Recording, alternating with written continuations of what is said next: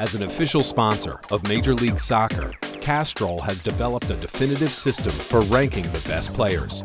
The Castrol Index uses the latest technology to objectively analyze and rank player performance. The Castrol Index tracks every move on the field and assesses whether it has a positive or negative impact on a team's ability to score or concede a goal. A key factor for all areas of performance in the Castrol Index is which zone on the pitch the action takes place. Players receive points for each successful pass they complete, but the number of points awarded depends on which zones the ball is passed from and received in. Similarly, misplaced or intercepted passes are penalized depending on how much trouble the mistake is likely to land the team in.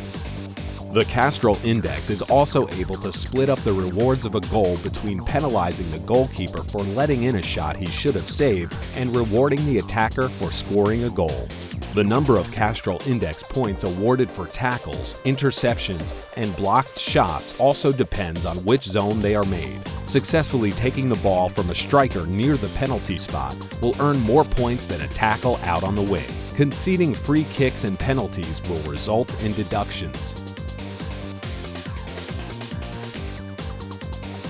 Castrol's team of performance analysts crunch all the data and award each player a Castrol Index score out of 10.